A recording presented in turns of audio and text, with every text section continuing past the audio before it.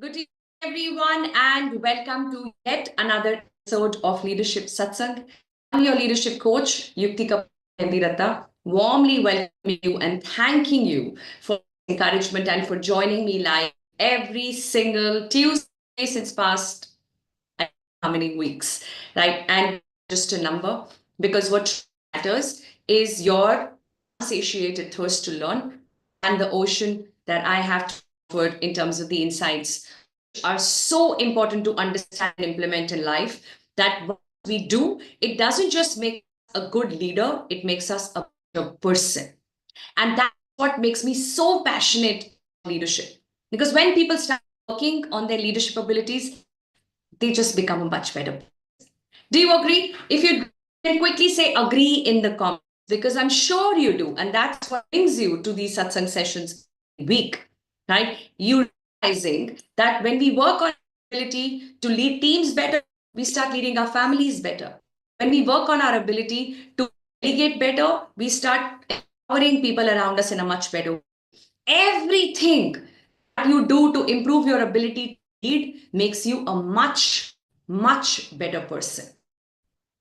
What can be better than that? How can you possibly invest your time and money in any direction than the one that makes you a better you?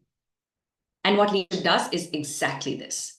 And what we're going to talk about today is servant leadership, something that is not quite understood by people, honestly. There are so many versions of it. It's very easy to get confused. And therefore, we'll end up doing what we're doing. In decision making, there is this um, there is this or a mindset that's called decision fatigue. What happens in decision fatigue that people are posed with so many options that they're not able to make a decision at all on a topic. If you have too much to know, it's a lot confusing than to say you've got this and got this. See which one you want to pick, and that's much easier because you have to pick one of the two or one of the four. But you have to pick one of the many, and that's when increase because we are not able to understand how many different criteria to come to that decision, and that's decision fatigue. Now, when we get exposed to the amount of information available in this world, we experience what we call as information overwhelm. There's so much that so many people are talking about that you don't know what to understand, what to agree with, makes sense and what doesn't. And so when overwhelm, when there is a fatigue of information, what we freeze. We do the same as what we have always done.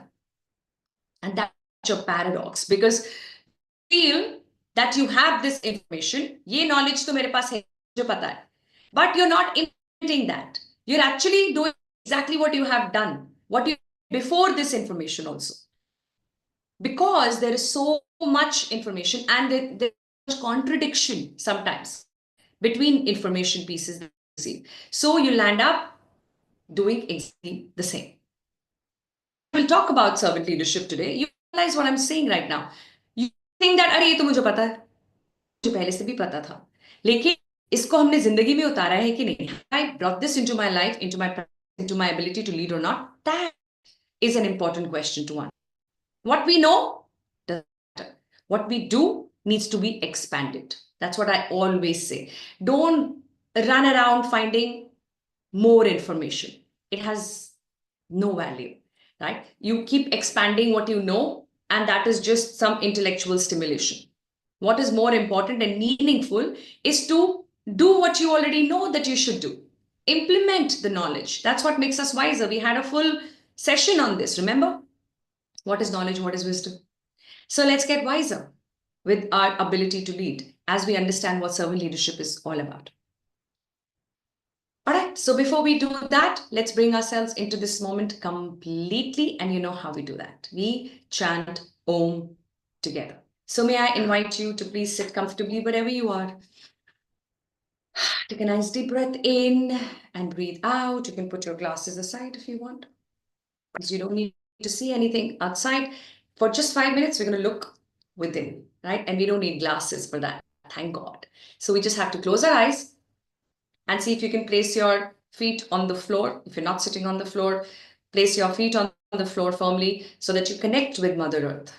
And that helps you to stay grounded. That takes away all the excess energy.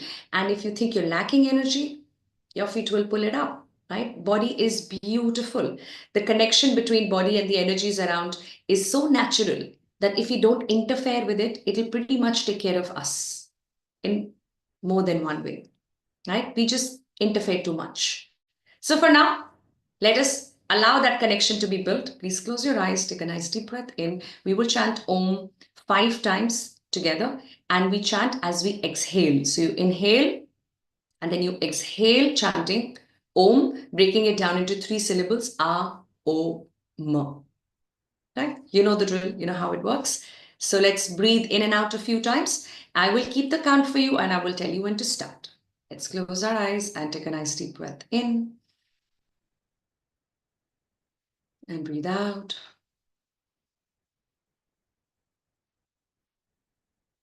And breathe in normally a few times, please. Bring your attention to the center of your forehead. Just see if you can let go of these thoughts running on your mind of what just happened, what you have to do next. Let's just focus on the tip of your nostril as you breathe in. Feel the cool air entering your body, and as you breathe out, experience the warmth of your breath leaving through your nostrils. Let's breathe in again.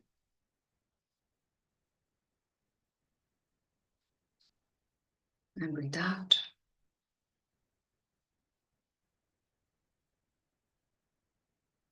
And with the next breath in, let's start chanting together. Let's breathe in.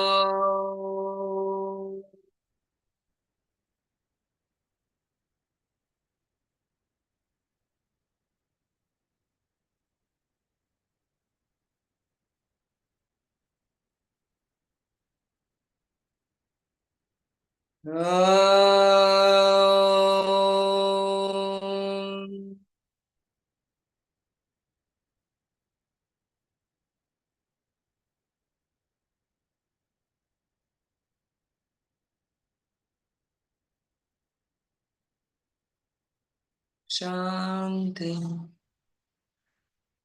Shanti, Shanti.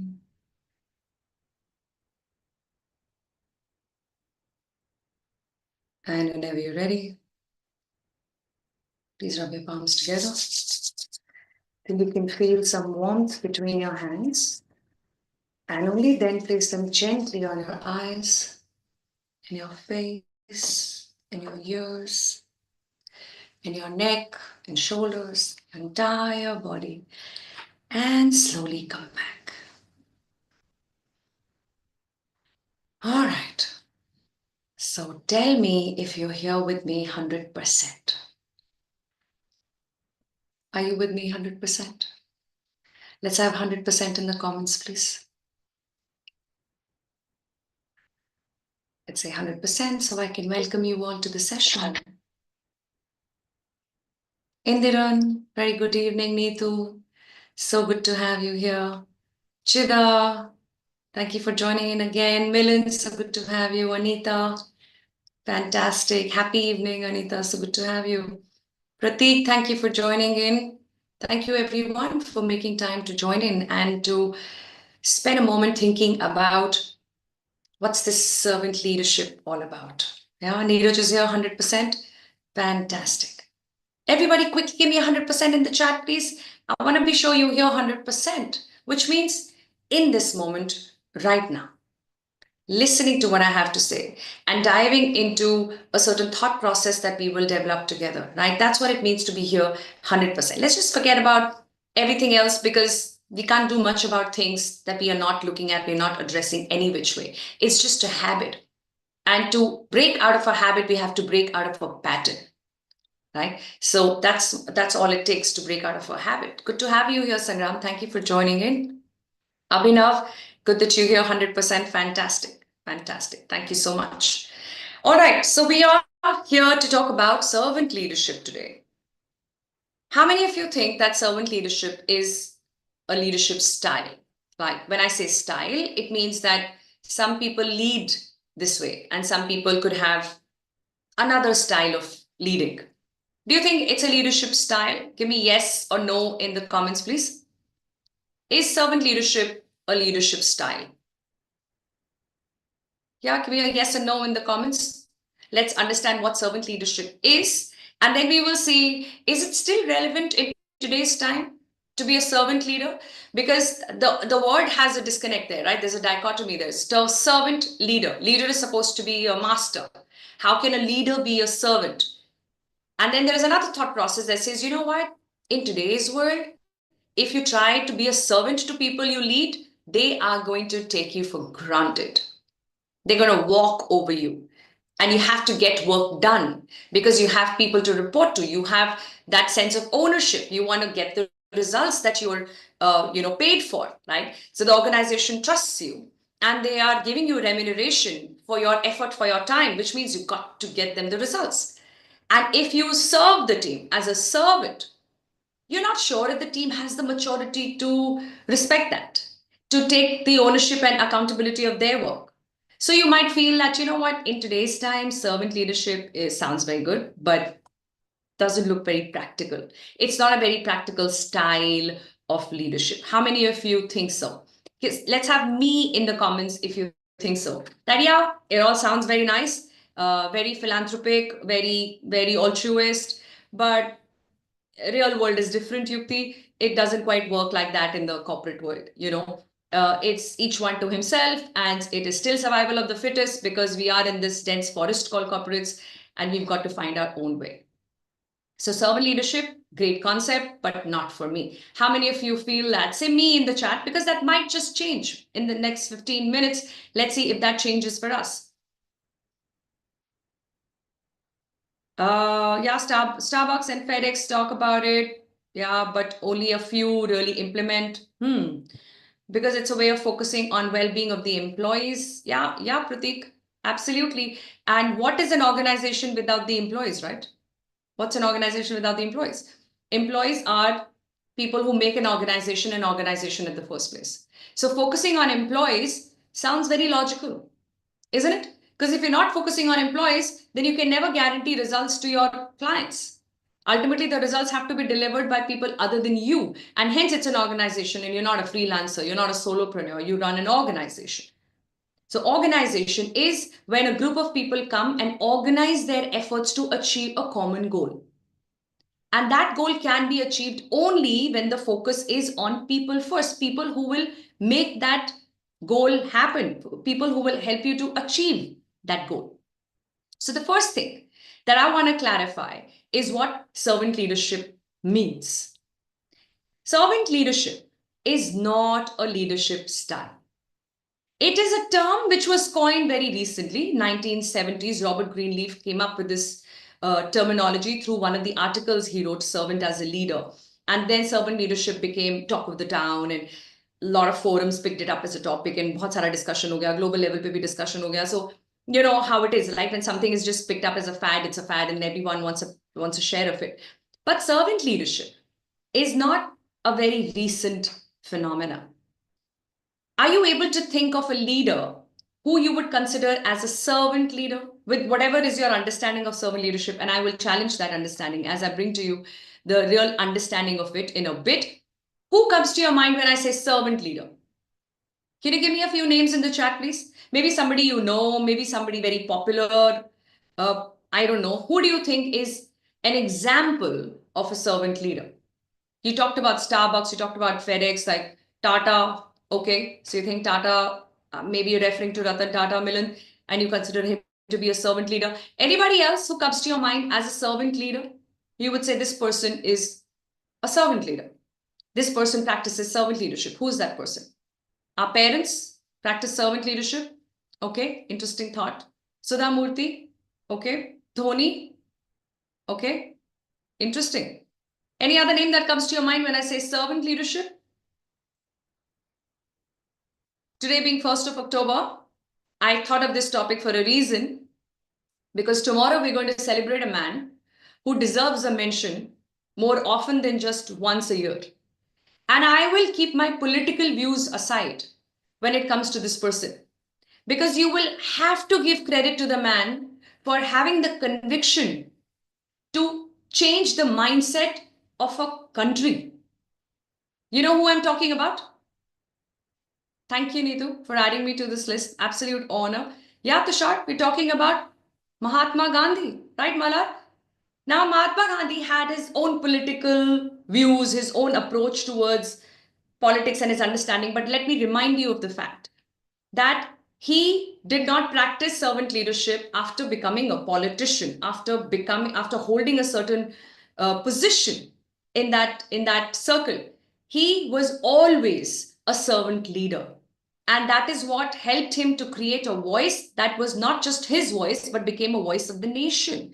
And like for anything else, we have divided views, and that's all right. Everybody doesn't have to agree with one thing. That's what we call as democracy. That's where we create space for different perspectives. But the fact remains that he created a perspective. He created a perspective so clear that people could not just understand and appreciate it, they also had the conviction to follow, those who did. Now, what is so different about the way he led, and why are we calling it as servant leadership, is a question to answer. That's what we need to understand as leaders. What makes us a servant leader is to understand that servant leadership is a philosophy. It is not a type of leadership, it is a philosophy of leadership. I just want to bring out the understanding that we all must go back with from this session up on the screen for you all. So allow me a moment to tell you how should you look at servant leadership from here on.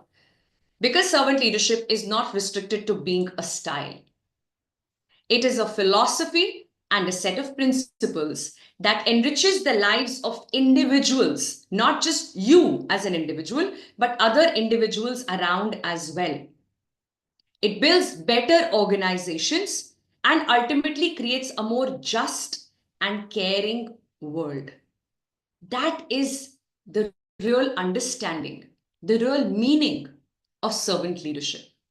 I'm going to go slow with this because it's really, really important, and we have to break the myth that we have around it. Servant leadership is serving people, it becoming a servant to people. No, it means serving people. And when it's about serving people, it just makes sense to start with serving people who serve the organization, serve the same common goal that we're all headed towards. Right? So it's not a type of leadership. It is a philosophy which works on a certain set of principles. And these principles can also be looked as traits that we have to develop in us as leaders. And when we're able to develop these traits, we create the willingness in people's heart to follow us. They don't have to follow because they have to, they follow because they want to. And they're not following a person who has their own ulterior motive to get to the next level, next promotion, next car, next house, but somebody who has the ability and capacity to think beyond just you and your wealth and your good and your future, and just broaden that horizon a little bit, including a few people who live around you, including the country that you're a part of, including the world that you belong to. Can you leave a legacy of goodness behind? And not just a will that has some net worth which you have collected. It's great, please do that. Have materialistic goals, it's absolutely all right. But is that enough to live for? Would you call that as a real meaningful purpose? Because if that is the purpose, then you're okay with level 2 leadership, right? Where you are effective, you get work done, you go back home. Whichever way you get work done, okay? Sam, dam, dand, bhed, as we call it, right? Pyar se, maar se, you wanna love them and talk, you wanna hit them, you wanna kill them, you wanna with your words, or whatever it takes to get the results, you get those results and you go get going. There are a lot of people out there who continue to lead this way. They might be doing well for themselves and God bless them. But you know what? Not more than 5 people are impacted with their presence. And not more than 15 will remember them for more than 15 days after they're gone. And there's one thing, if there is one thing that I think is common among all of us, whether we are in this country or any other, across boundaries, as humans, many of us have this innate desire to be remembered. Do you agree? Give me agree in the comments. Do you want to be remembered? Not just by our children, but by people, maybe some of these people you don't even know, you never met them, but they were impacted by your presence when you were alive on this planet. You did something for them, directly, indirectly. And for years, they will remember someone like you was born, someone like you existed. A lot of us have that deep desire. And it's a beautiful desire to have, desire to make a difference. But the problem is, the moment we talk about making a difference, we start thinking about philanthropy and social service. ये एक तरीका नहीं है difference create करने का कि आप सब कुछ छोड़ दो और बिल्कुल एनजीओ ही स्टार्ट कर लो या बिल्कुल सोशल सर्विस में रम जाओ. Not important. That's one way to do it. That's a beautiful way to do it. But that's not the only way to do it. You can do what you're doing as your job, your corporate career, your business, and yet do it in a more meaningful manner. Do it in a way that you're able to create a ripple effect of goodness, where you are in the center and there are circles of goodness around you because of how you lead these people. And as they observe you leading them, they become a source of light themselves. They become the center where they create their own ripple. Are we getting this? And so this goes wider and wider and wider. And that's when it's not directly being created by you, but you are still the cause of it, right? That's somebody who made somebody else equipped enough to create their own circles of goodness, their own ripples around. And that's how, leader by leader, person by person, organization by organization, we make this world a better place. And so, servant leadership is not just one style of leading, it's a philosophy that a few people subscribe to, saying, you know what? I think living only for my comfort is the smallest form of thinking that a man or a woman can have, that a person can have. And I am capable of thinking bigger than this. I have the ability to include a few more people, if not the whole world. Just a few more people who are not just my 4 family members, who are not just another 3 friends that I have, but a larger group of people. People who I work with, maybe. Because nobody works for you, even if it's your own organization. They work with you. And when we're working together, there is a scope for us to do things better if we are open to adding value to each other. And when we add value to each other, we automatically create more value for the world around us. And you know what? Money and all the materialistic goals that you have, they just follow.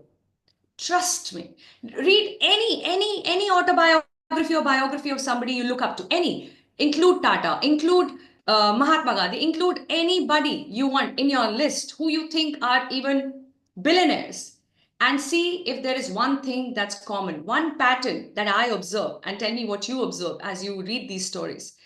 It is the sense of purpose that drove them to the heights that they achieved. Isn't it? Is that true? Give me true in the comments if you think that's true. That there was a sense of purpose that I've got to create this. I've got to challenge global companies. and I need to create something of Indian origin and put it right there on the world map. And that is the purpose that drives me. And in the process, have they made money? Have they created wealth? Of course they have. Why? Because wealth is a function of value. You're getting what I'm saying? So if you're creating value, wealth has to follow. But if you're creating wealth, there will be a limit to the value that you're adding to people. When you follow the philosophy of servant leadership, you understand how important it is to create value. And to be able to create value for the world around, you need to add value to yourself first by learning what needs to be learned to become that source of light, that source of goodness, that servant leader who's right in the middle of everything but doesn't feel the need to stand up and put their hand up and say, I am the one responsible for this good work. They just create it. And their shine is so bright that you can't miss them. You know, it's so beautifully written in this book called Good to Great by Jim Collins that if you want to identify a level 5 leader, look at a place where everything is going right and there is no one person to claim the credit. And you know that there is a level 5 leader there. There is a servant leader in action. So let's be very clear about the fact that servant leader is not about becoming a servant to people and being treated as a doormat. Absolutely not. You need to be assertive. You need to draw your boundaries. You need to be very, very clear about the goal that you have to achieve. You need to make some difficult decisions to decide who is the right fit for the team and who's not. And all of that is also part of being able to serve your organization and serve the goal that you're committed to achieve. So what are the 10 principles? I'm going to show them to you. And you know what I would like you to do? I would want you to identify which ones do you really need to focus a lot more on. Some of them you might consider as your strengths, but a few definitely can be looked at as part of our learning plan. That as I grow in my career, in my life, I want to consciously improve upon some of these principles. What are these principles for you is what I would love to see in the comments as you look at these 10 principles on the screen. So conceptualization, being able to conceptualize an idea, conceptualize a thought that can then include other people. How well are you able to do that and make people a part of it? Listening, do I need to explain that? But aren't we all work in progress when it comes to listening forever? And some of us are not work in progress because we're not working towards it. So how can we make any progress? You are not work in progress by default. You have to do some work and then you achieve some progress, right? And some of us just refuse to do that. We just think we are great listeners. And that's a huge, huge misconception. So I think when it comes to listening, you've got to be work in progress forever, as long as you know what work you need to do. Empathy is a very important principle of servant leadership, understanding other people, their perspectives, healing relationships, healing yourself. A very important aspect of servant leadership. Awareness about yourself, about your environment, about people. Foresight to see what's in future, what's in store, what will be relevant in the times to come. How do we upgrade ourselves? How do we upgrade our teams? What do we need to learn today to be more useful, to be able to add value tomorrow?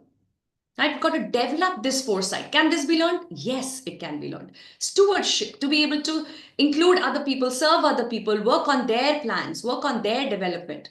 Commitment towards growth, not just your growth, your personal growth, growth of your team, growth of your organization, growth of your mindset, right? Growth of your belief system, growth of anything that equips you to create more magic with your abilities, right? That is commitment to growth.